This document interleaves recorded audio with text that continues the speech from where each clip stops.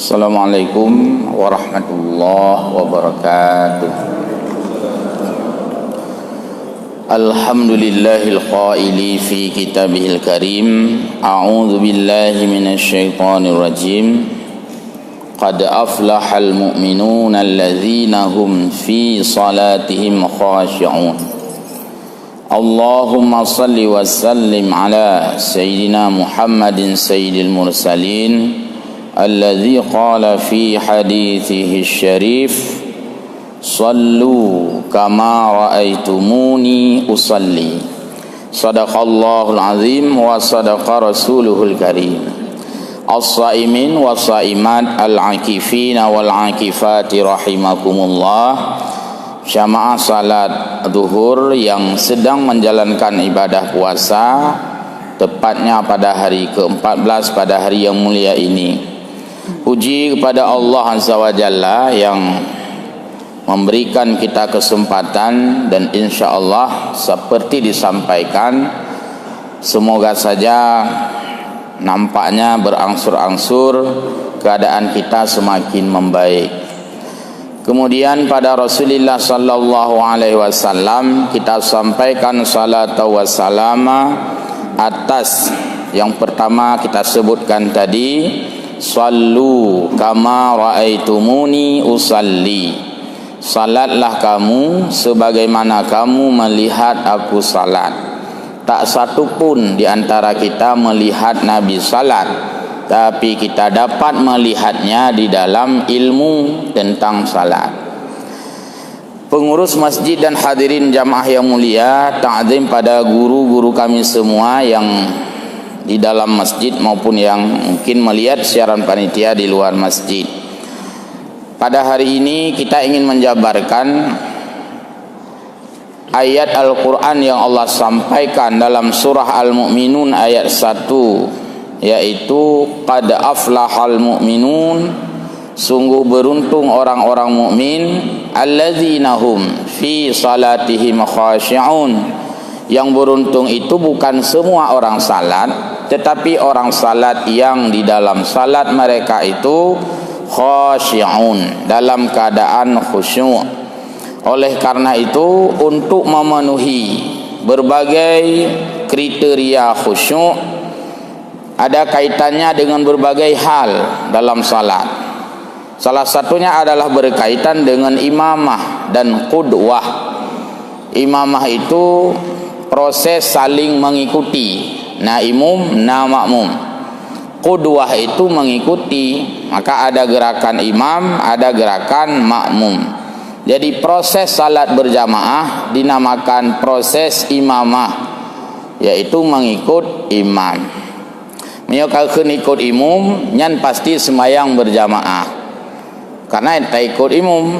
Maka oleh karena itu, yang namanya salat berjamaah itu mesti kita meniatkan imaman bagi imam, makmuman bagi makmum.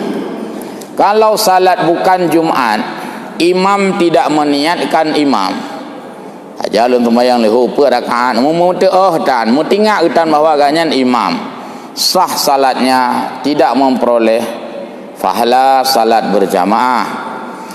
Kalau makmum ikut tapi mentingat kita ikut, dia tidak meniatkan bahwa makmuman, sah salatnya tapi tidak memperoleh jamaah, walaupun dang baksuh ke gede lung bisa bung tumung ino catur lom tulis lom mbak niat imaman niat makmuman hana, dia tidak salat berjamaah.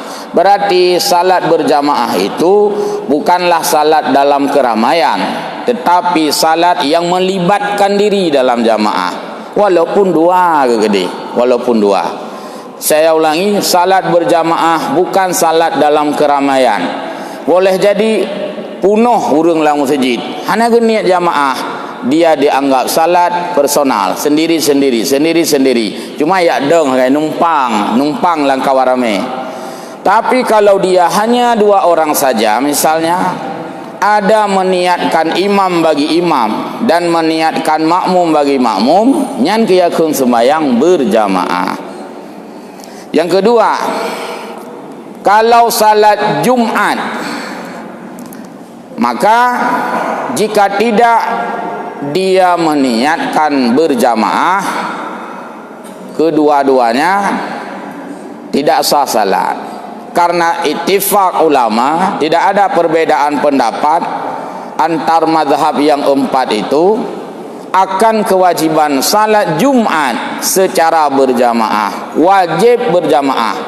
Kalau ada pertanyaan, dan pertanyaan ini muncul pada saat kami buat tes imam untuk pilih teh imam teladan Kota Luk Semawai, sebutkan satu saja salat yang wajib berjamaah. Gelibatkan lain-lain ju orang raya fuk Jawa. Sebab dia tak ramai-ramai yang kak tinggal ada ju. Padahal satu-satunya salat yang tidak diperselisihkan wajib berjamaah dan mesti itu berjamaah, tidak sah tanpa jamaah, yaitu salat Jumat. Oleh karena itu, maka yang menjadi imam wajib niatkan imam, yang menjadi makmum wajib niatkan itu makmum. Yang berbeda pada salat Jumat adalah jumlah peserta jamaah atau jumlah yang menjadi makmum. Jumlah yang menjadi imam hana selisih. Bentuk na pendapat kepegah imam dua draw. Hana musuh ramai tak jamaah, imam tetap sira. Kalau lagi motor je, barayuk motor ban hanjek lepek bawah, peta mahlam. Ganding karena haitun. Nyo haitun thai imam sira bakal meribai urang. Guna dua ke han. Tetap imam tidak diperselisihkan, mesti hanya satu orang. Sedangkan jamaah Jumat di sini yang ada perselisihan antar mazhab, dan inda Syafi'i itu minimal sekurang-kurangnya 40 orang. Ini ranah ijtihad, bukan qat'iyyud dilalah tapi dzanniyyud dilalah. Artinya yang dipegangi oleh mazhab berdasarkan ijtihad dan istimbat. Ijtihad usaha untuk mendapatkan hukum, ijtihad. Istimbat yaitu cara menggali hukum, gekuh saja. Baca ayat Quran oleh mujtahid, dia menggali hukum. Yang istimbat kan. Hasil daripada istimbat, hasil daripada penggalian hukum, lahirlah namanya ijtihad, yaitu persepsi atau pandangan. Maka kenapa terjadi beda mazhab? Karena beda cara ijtihad yang menimbulkan beda hasil atau output bahasa sekolah ijtihad itu. Terjadilah beda pendapat. Sama seperti kita beda pendapat melihat sesuatu, pasti timbul perbedaan yang berbeda, timbul persepsi yang berbeda. Kadang-kadang niat baik orang bisa diterjemahkan 100% menjadi cara pandang yang salah. Misal niat gop kok god niat gop, cuman cara tanya nilai salah berubah menjadi 100% keliru. Misalkan maksudnya tengah tadu tapajuh buah apel, berhubung buah apel itu ndak ada pisau, kita yuh kata yuh buah apel, anak pakai zikinnya yuh saja. Kagu yuh ni tu gukap boleh. Ada orang yang melihat, oh dengan baju buah apelnya on pernah aku cok zikin, padahal dia punya niat yang baik. Jangan sampai buah apel itu dia yuh rusak gusi, rusak gigi. Gumelah sikin, pan baju wapel, nampak kaku me sikin. Bayangkan sempat dia terjemahkan, maka gak top leung dengan gak baju wapel gume sikin kena leung. Padahal kena juk sikin supaya baik geyuh rilah ego. Itu persepsi, cara agaknya menilai seseorang. Sama juga cara kita nilai pemberian orang, berbeda-beda. Kadang-kadang ada orang memberikan untuk kita, niatnya sangat baik, tapi tanya yang salah tak persepsi.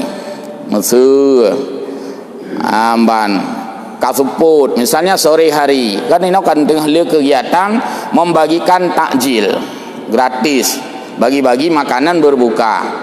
Itu jangan salah dipersepsi. Orang yang memberikan takjil itu punya niat baik. Yang pertama menggembirakan orang berpuasa dan menggembirakan orang yang memberi. Boh kasihan, boh kaya, terserah. Kan tanya hana ada sebetul urang mak jalan kan hana tanya bapak miskin. Orang miskin dapat. Oh sebetul bapak kaya lewat. Hana mana? Dah tepi le uron kaya apa kasihan. Pokoknya bagi saja urusannya. Boh kasihan, boh kaya. Maka orang yang kaya yang mendapatkan takjil itu jangan menganggap itu penghinaan. Kan saya tanya itu blok kedro dan sampai hayat bagi lagi remo ia dua-duana.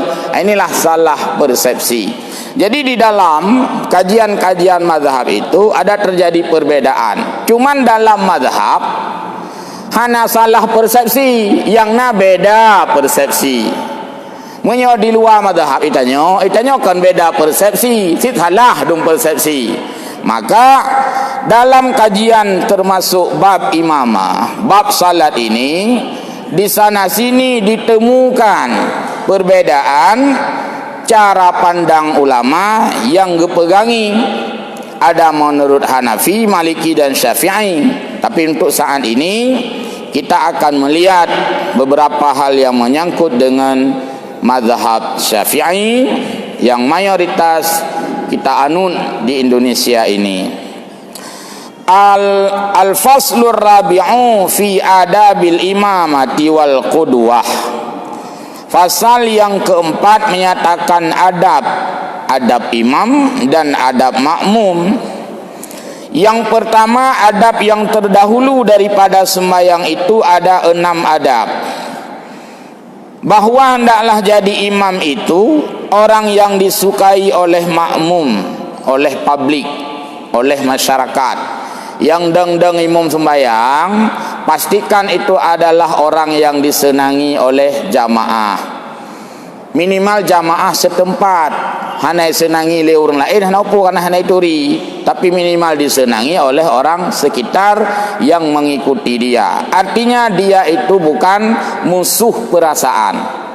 Kayak kagedeng hanya imam, karena senang tuh. Nah, ini kan dihindari. Jadi imam itu pastikan juga tampil dengan sangat santun. Karena imam yang baik adalah yang dicintai oleh makmum.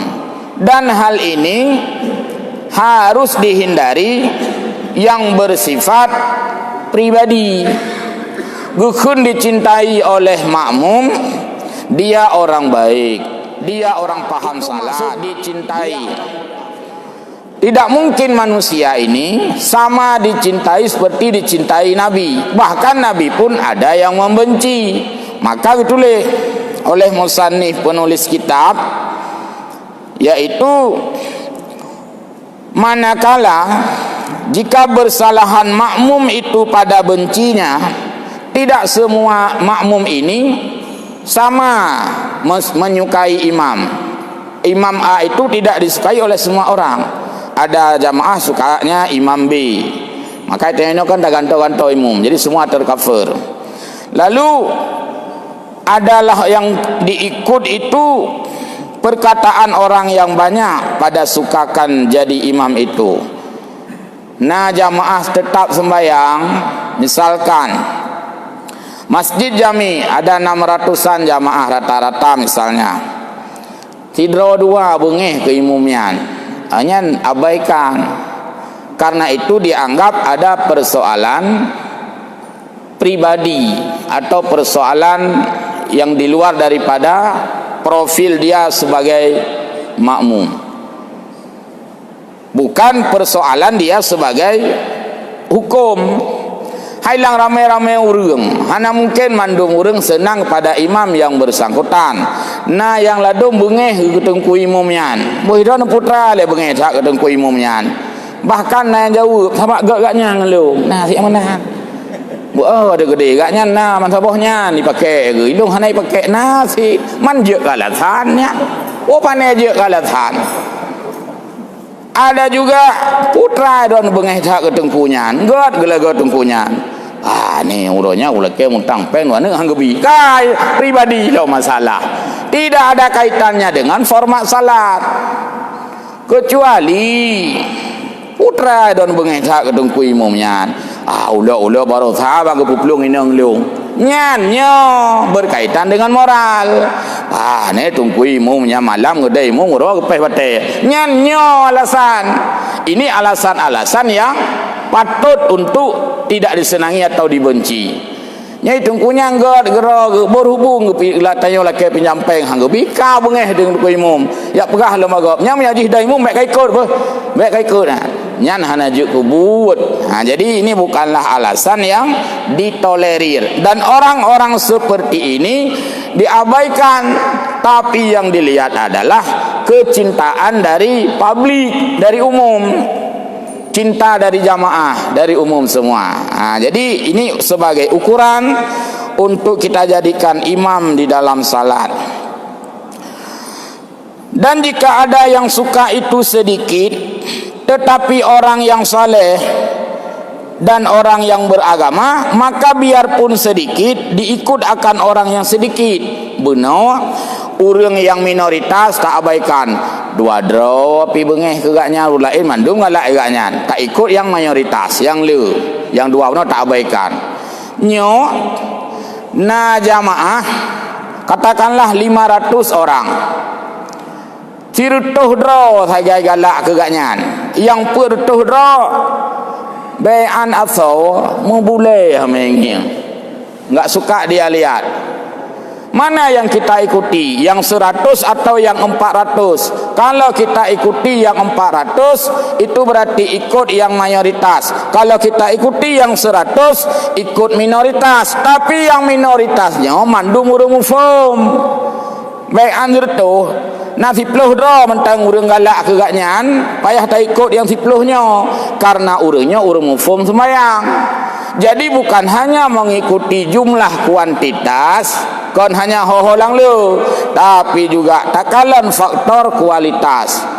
Yang bengeh ketungku imumyan urute wa main judi mandum bengeh gaknya. Sebab apa kon? Ho yang gejak tungku imumnya getam main judi.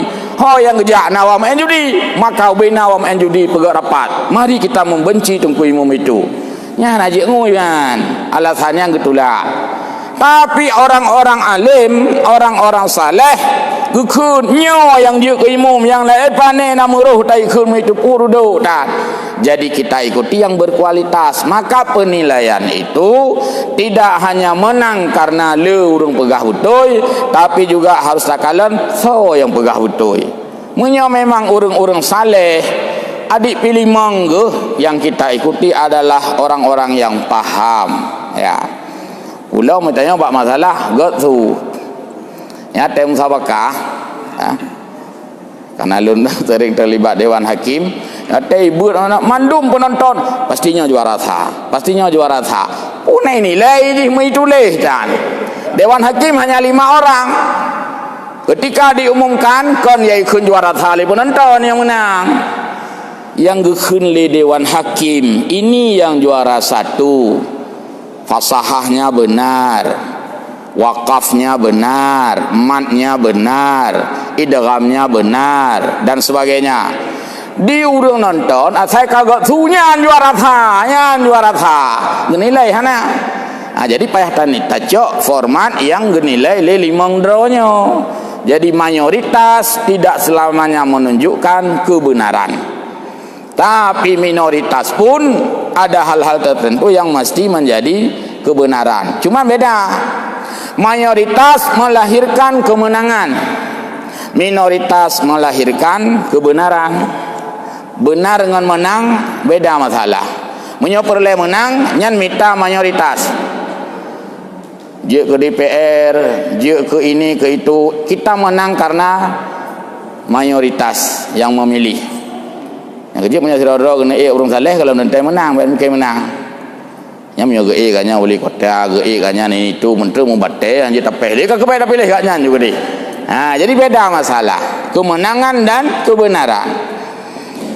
Orang-orang yang berilmu dia lebih memilih kebenaran, walaupun dia dikalahkan oleh kemenangan orang lain.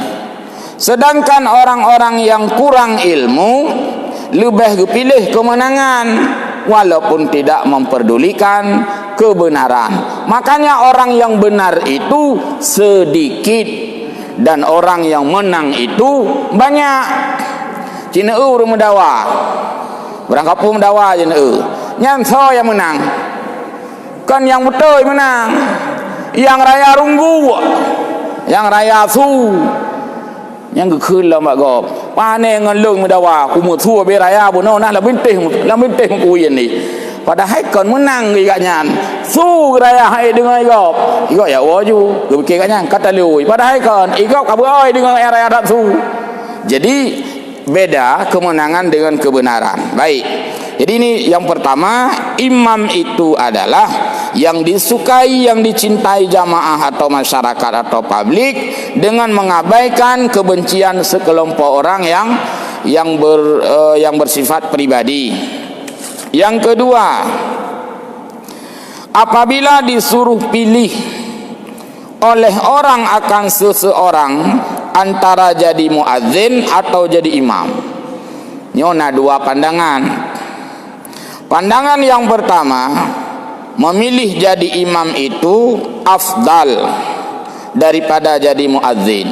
Misal ada tawaran jadi imam jadi muadzin, pas kena wate semayang natru urang pun bang lidon pun daimum ditawarkan oleh pengurus masjid, pilihlah jadi imam saja, yang lebih afdal dalam satu pendapat, satu pandangan. Horat afdal karena dia memimpin salat. Salat lebih penting dari azan. Karena yang dipimpin yang lebih penting dipimpin. Antara salat dan azan kan lebih prioritas salat. Dia lebih memilih yang menjadi memimpin salat. Yang kedua, juga sebahagian ulama mengatakan jika ditawarkan antara imam dan muadzin, maka memilih jadi muadzin itu lebih baik. Apa je lebih baik? Puna melawan dengan yang pegah benar, hana melawan. Ketika kita memilah-milah alasan, pakan gepilih imam menjadi lebih baik karena gepikir tak pimpin salat. Salat hukumnya itu wajib. Berarti kita berada pada prioritas yang paling utama. Alian yang kedua, memilih muadzin yang lebih god. Orang memilih muadzin yang lebih god. Modal jadi muadzin lebih simpel sedikit.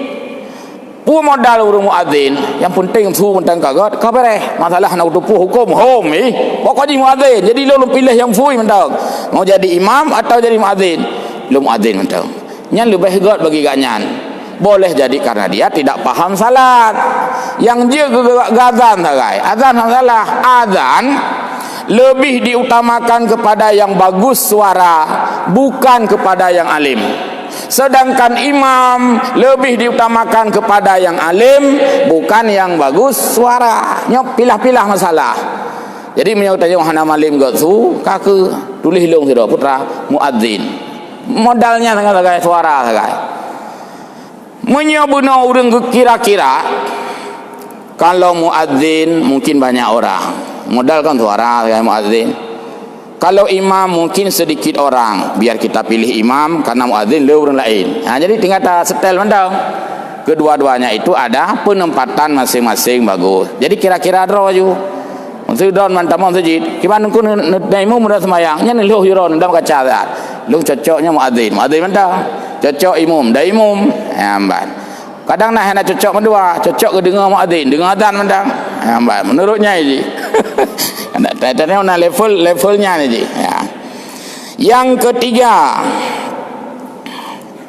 kalau muadzin itu ada ayat, wa man ahsanu qaulam mimman da'a ilallahi wa amila salihah.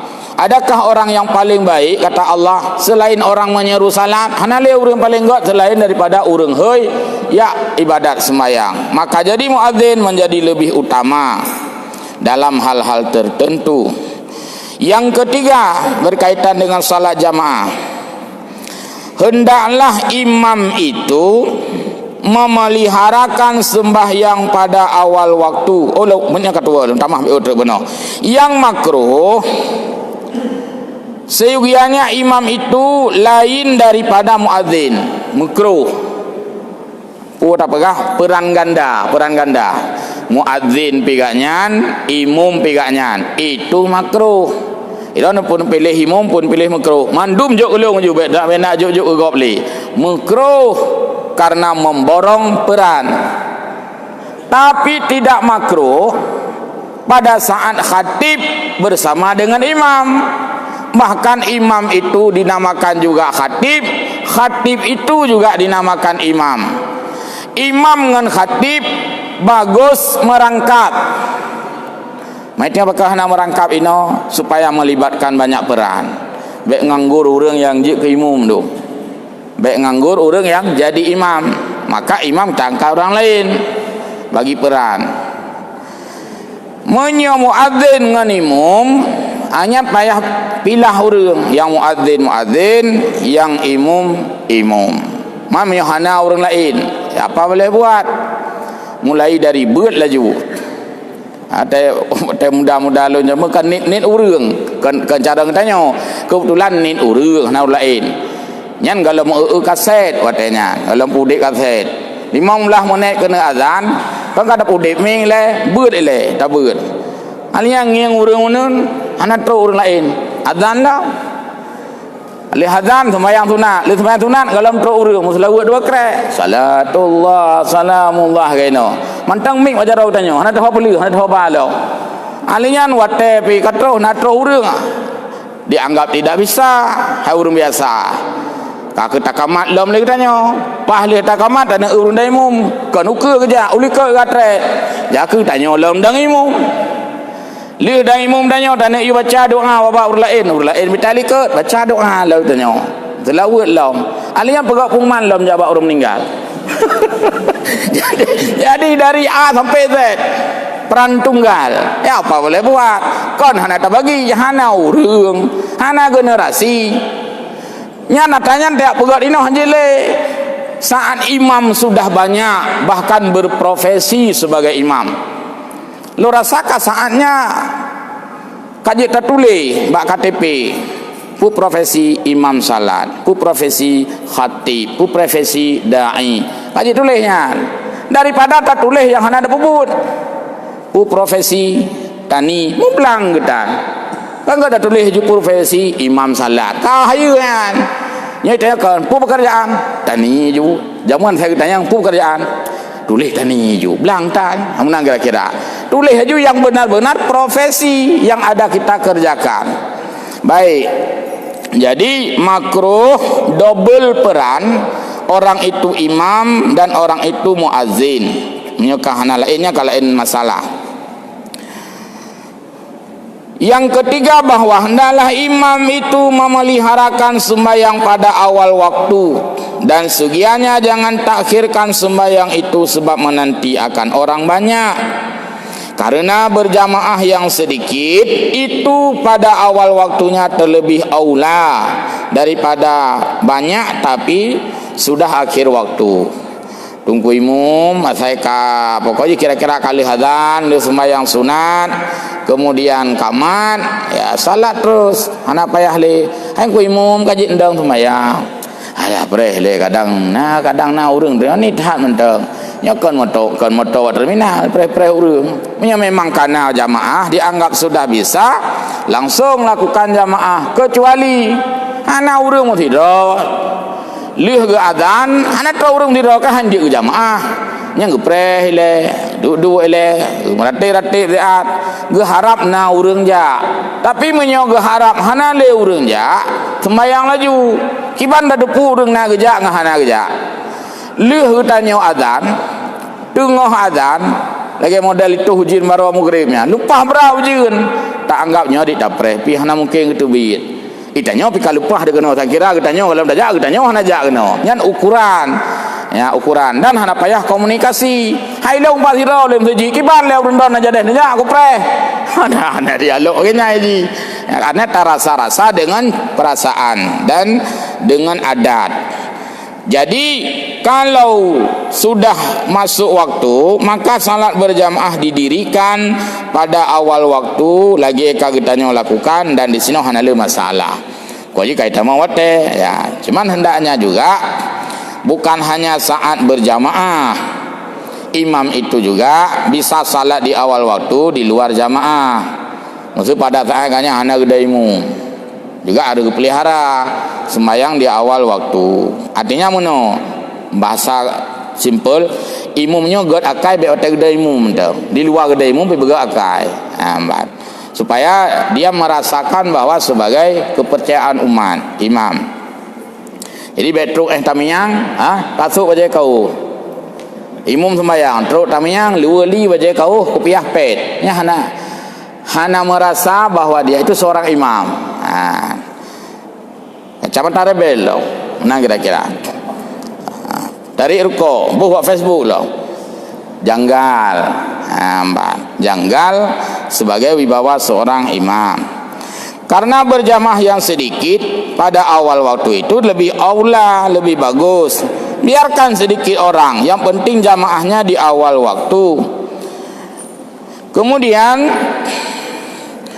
kenapa boleh kita berjamaah padahal kita masih sedikit dan tidak usah menunggu orang yang kita anggap lebih alim misalnya? Karena disebutkan oleh Imam Ghazali rahimahullahu taala adalah Rasulullah sallallahu alaihi wasallam lambat datang pada sembahyang subuh di dalam musafir. Pernah terjadi masa Nabi terlambat menyusul datang dalam jamaah salat subuh. Kemudian hingga lupa karena bersuci alian dang gejak Nabi dang getui sembahyang lom, maka jamaah yang tadi sudah menanti kalau lumayan trip kira-kira anadeh lom Rasulullah kagak uyuna menanlah kira-kira, sedangkan wate terus berlalu, maka Nabi menyusul juga sembahyang. Tiada dinanti akan dia oleh sahabat istilahnya hana geprehle karena katilat. Dan jadi imam saat itu Sayyidina Abdurrahman bin Auf, Abdullah bin Ibnu Auf. Ya, jadi gedang imam le Abdurrahman bin Auf hingga luput Rasulullah SAW satu rakaat, sedangkan Rasulullah nyusul watai Rasul kagetamang karena katilat na gepreh-preh leurunya buno, cuman Rasul belum terlihat. Para sahabat langsung mengambil kebijakan, nampaknya hana taprehli sabak katilat dan hana dihlam Nabi. Jadi sembahyang Nabi menyusul hingga Nabi luput satu rakaat. Setelah salat pada rakaat yang kedua maka sahabat takut. Watel di sembahyang sahabat melihat, kok ada Rasul, kita kenapa tadi enggak lihat Nabi? Maka sabda Nabi, sudah enggak usah disesali. Munazilah ji. Nyandum berarti sidra Nabi diizinkan sembahyang berjamaah karena beliau terlambat keluar, artinya hana menghambat gob. Jadi minyak Nabi lagi nyan bersikap gehargai jamaah baik truk utanya ondret bid hang kata pu prehlong ngambe kang ka prehlong ile nyambe tu hadong adun bidanya dum Nabi gepidin ya salat saja Nabi menyusul. Jadi baik daya ondret ka kepreh dia akan sering kadang-kadang, hai, what dia kajak jaju, preh lepak kata undang, ipak kalau tu dengan dalam perjalanan, untuk nata undang orang dari Langsa misal, preh le, tak jauh kalau lepon bertrip pantau labu, kita preh le, what dia jaju, menabi hana preh.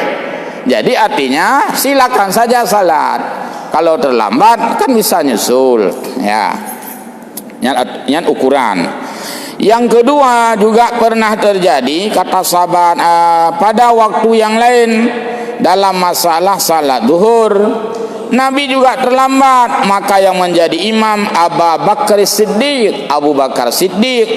Sama juga lagi cerita benar, Nabi tidak melarang bahkan mempersilakan kecuali lihat sembahyang ke Nabi. Ini besok-besok tunggu saya ya. Maksud anda je dengan kali Nabi nyan baru sunat dapreh urang-urang yang tak anggap akan hadir menyusul. Tapi karena Nabi hanakeun berarti menjadi dalil bahwa yang datang terlambat dalam salat jamaah tidak usah ditunggu. Kemaitnya kendala bak pegak rapat tapi bagi si. Menyobak sembahyang kajelah tajak aju. Tapi mata tanah pegak rapat, sino yang lihat dapreh. Hai pura mulai jual kabuno kai kamu menjak. Prehle, urang pakat berapa dalam teruk. Nya yang tu. Yang pakat berapa kan nya? Gaknya dalam teruk. Maka kata hadong adun. Makanya siapa yang mengajak membuat rapat, urang yang pekatnya bawa teruk daripada urang yang tak pakat.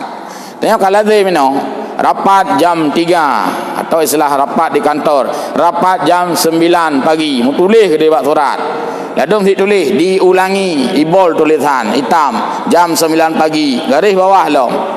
Pahtu jamaah rapat, peserta rapat, urang pegang rapat, pak mentai tak kengon tengah gua. Yang kau kahengon. Jadi ini harus kita lihat dari patron salat ini. Kami betul. Sunat jangan imam itu menanti muadzin dan hanya saja muadzin itu menanti imam.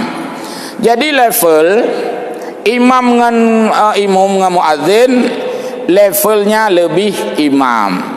Artinya imam ini level tua, muadzin level muda, imam level senior, muadzin level junior. Imam orang yang ditunggu, muadzin orang menunggu. Jangan sampai imam yang menunggu muadzin. Jadi muadzin harus lebih datang lebih cepat. Muadzin harus menjadi orang menunggu. Imam itu yang ditunggu. Baik tunggu imam kanai tempat, muadzin ngelom terus. Hanya hanjut. Jadinya adab. Yang keempat, yang ketiga masih. Muadzin baru diperkenankan iqamat ketika diizinkan oleh imam. Nyan punya cerita hana pegat wate standar. Punya wate ino hana payah legiu. Karena setelah azan kamu tulis deh. Karena wate kode 5 menit setelah azan kami tu net berarti sudah bisa kaman. Menyo hana pegat lagi nyo. Nyan muadzin hanjir kamat sesuka dia. Jadi liu sembahyang sunat, hanjir muadzin mengambil kebijakan. Langsung kamat je Allahu Akbar, asyhadu an la ilaha illallah. Hana mudhayu api. Itu tidak boleh melanggar etika dan adab. Kapan baru imam itu mau iqamat? Setelah dipersilakan oleh muadzin, oleh imam. Maka ditulis iqamat itu hak imam, azan itu hak muadzin. Pajan muadzin ge azan, pajai tama wate hana payah preh geyu. Ben te pun azan. Hai katro wate, mal hana lung yu lam nyan je jawab. Kenapa leron yu bete wate katro. Nyan untuk azan. Tapi untuk iqamat ini harus nunggu kode daripada imam. Maka di kampung-kampung awal juga dalam sistem pakai wate timer. Jadi gekun le tunggu imam kajik kamat. Nyan baru di muadzin kamat. Kadang-kadang imam mantang tu sembahyang. Nyan mandung gebihak kemuliaan. Ya, silakan mungkin yang diskusi. Ya, baik masalahnya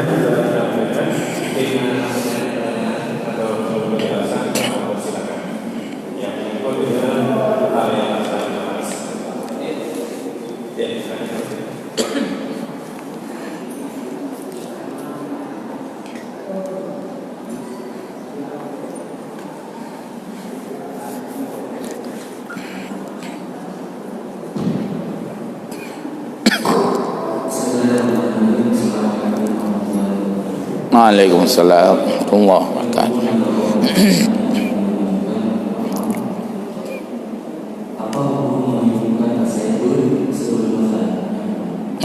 Kaset. Setelah sholat imam mengatakan ini, sedangkan masih ada jemaah yang masuk. Waalaikumsalam. Baik. Yang pertama, menghidupkan kaset sebelum azan yang rata-rata laginya ini kan hanali urung beut, kecuali Baitur Rahman Banda Aceh dan Islamic Center yang masih menyusun jadwal pengajian Al-Quran sebelum azan 15 menit. Jika itu digantikan oleh kaset, maka tidaklah menjadi ibadah. Karena urung beut mutu mengfala, menyo kaset beut kaset hoi ba fala. Getak le fala kasetnya. Dak ai beut. Kan?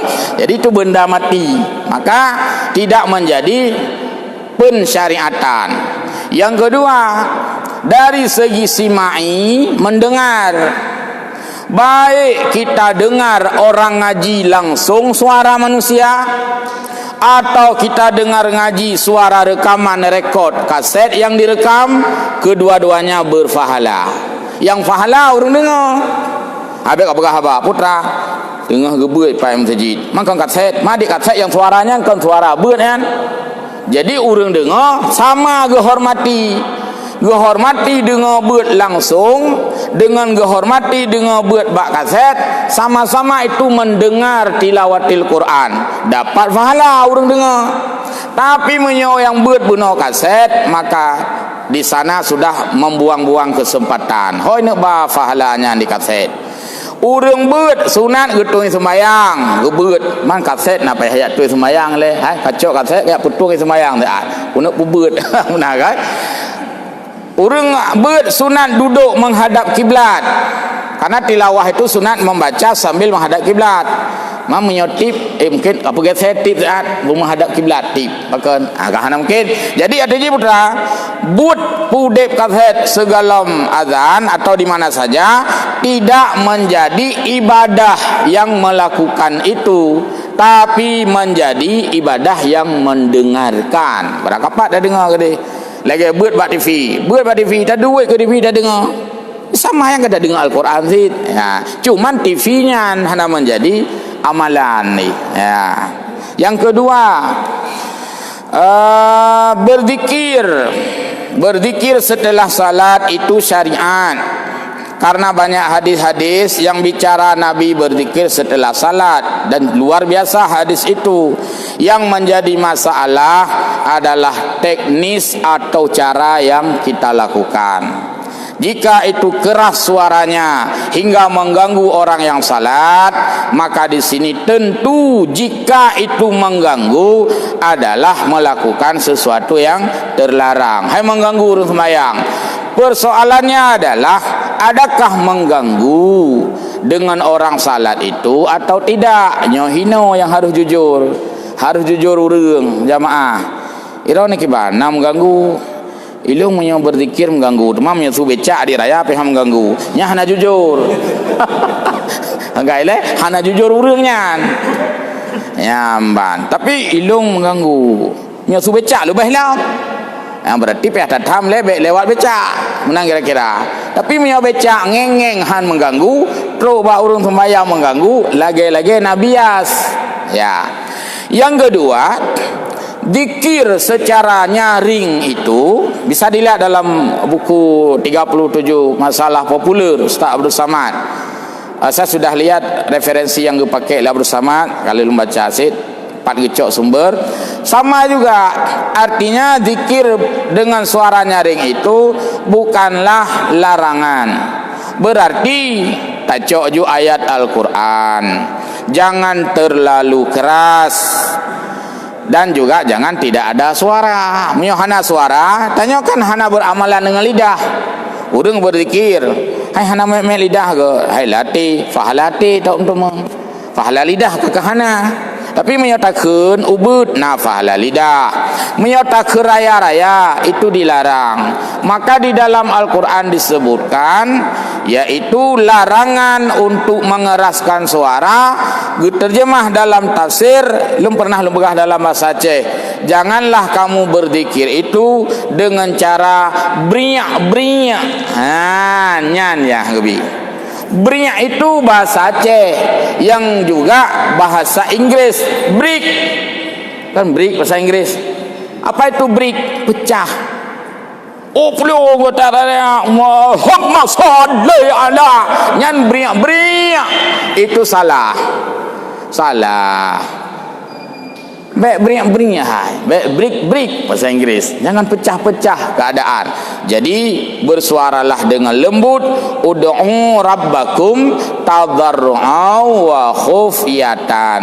Berdoalah kepada Allah dengan tadarru' dan dengan rasa takut. Makna tadarru' adalah dengan suara yang lembut, yang didengar oleh orang enak dan tidak merasakan mengganggu. Yang sama dengan udip mik yang bulan Ramadan ya. Udip mik bulan Ramadan melampaui waktu yang kira-kira di luar waktu orang istirahat juga hanya bermasalah ya. Cuma tanya agak susah persepsi. Saya pegang ngubik udip mik, kayak pegang getambut kan. Padahal kan getambut mik. Coba dilihat kaset Buya Yahya yang menjelaskan suara mikrofon yang masuk ke rumah orang pada waktu tengah malam jam istirahat. Sama katanya dalam bulan puasa, guyup perbanyak bacaan Al-Quran. Tidak ada perintah guyup perayuk volume mik. Kahana perintah perayuk volume mik. Tapi kaitannya hana sahbut, maka hana sahbut mik hana udip. Nya ni tanya salah. Salah tanya. Atih nama tadarus tak pahami ju udip mik. Itu lagi peklam je hana tadarus. Yang ke mik dulu. Yang ke salah tanya weh. Seolah-olah sah tadarus apabila udip mik begitu mik relah pegang ai malah tengah hana tadarus pakai mik agak pegang hana pola oleh kuimum. Salah persepsi. Jadi miknya syiar. Dihidupkan mik itu untuk mensyiarkan, untuk mensosialisasikan ibadah. Syiarnya lagi tanya pakainya syiar. Jadi orang dengar oh nak pengajian syiar dia ke syiar, ghairah. Artinya dia ke sabah semarak istilah haji, masif semarak. Jadi nyan disesuaikan manteng. Juga Abu Mudi sudah banyak beredar video beliau ya, Al-Mukarram Abu Mudi dijelaskan bukan larangan tapi menyesuaikan dengan keadaan. Lagi urang gotoreyong tinggal lu murjih nasiro tentara ya yu gotoreyong. Apa kata tentara waktu gotoreyong massal di kampung-kampung masa konflik gotoreyong kita semua ikut gotoreyong. Ada bahasa yang lung tinggal di nonggot haknya. Ketika kita membersihkan parit, jangan sampai mengakibatkan kotor jalan. Kenapa kalau kita begleh luang habis gleh luang. Cok sampah bak luang na luang tiada ada jalan. Alian gotong royong dinyatakan selesai. Lih gotong royong gluang leh jalan ka kotor. Berarti satu pekerjaan yang baik jangan mengakibatkan pekerjaan lain yang rusak. Padahal tak ibadah juga jangan sampai terusik orang lain. Jadi sama-sama mangatlah. Lu rasa lagi kena bubuk ini di Aceh, kaji ke adat bahwa dengan suara yang tidak beriak-beriak tadi itu sudah sangat bagus. Ya, ya selesai. Ya, selesai. Menyambung dengan pertanyaan barusan, sudah berikan dulu di kasus mungkin sana. Merasa terganggu penyelesaian sholat, urut baca zikir, atau bersolat, dia merasa terganggu. Tapi dengan suara-suara lain mana itu memang kelainan. Jadi sehingga ini sering diprotes. Sementara yang lain anak yang protes itu kasus mungkin ada dari punya ramai. Ya. Nanti ramai. Dan mungkin bisa menyesuaikan suara. Imam Suraya terutama dalam budaya dan politik yang luar biasa ya. Oke, berikutnya mungkin ada Nah, lom sekelam ta wassalamu. Baik, mungkin ke saat istirahat. Jadi demikian beberapa hal adab salat, termasuk ya ada beberapa poin berikutnya. Imam itu sebelum takbiratul ihram membereskan saf dan mengucapkan istawu lis-salati rahimakumullah atau sawu sufufakum dan sebagainya, meluruskan saf dan merapatkan saf. Bak poinnya yang ini yang tengah bermasalah, kalaulah tidak merapatkan saf menyesuaikan dengan hal-hal yang sifatnya emergensi. Tapi imam tidak boleh begitu kaman langsung Allahu Akbar dengan hana gepurumun uring likut. nyam persih lagi motor baik supir di pude musim bro tajung memintu-intu tu lain mak pintu tu nah kalau dua nah yang ini tu payah ada supir apa supir tu prai lah mudah dua kalau kena berangkat. Jadi supir harus peka terhadap kesiapan penumpang. Kageduk kadang-kadang mantang barang mak jaro kena rumah kai berangkat motor baik lagi nyan. Maka dalam salat sebelum imam takbir dia membereskan saf dan memberikan aba-aba sawu sufufakum. Jika jamaah tidak tahu arti sawu sufufakum maka lebih baik imam mengumandangkan aba-aba dengan bahasa yang diketahui. Saf lurus, rapat, rapi, yang kosong diisi. Kajian supaya safnya bagus baru sembahyang. Jadi demikian tunggu-tunggu hamba Allah yang berbahagia, mudah-mudahan manfaat. Jika kekeliruan dalam penyampaian mohon maaf dan diluruskan oleh guru-guru kita yang sempat menyimak dalam pengajian Mbak Uro yang mulianya. Amin ya rabbal alamin. Wallahu a'lamu bissawab wa ilaihi ma'ab. Wassalamualaikum warahmatullahi wabarakatuh.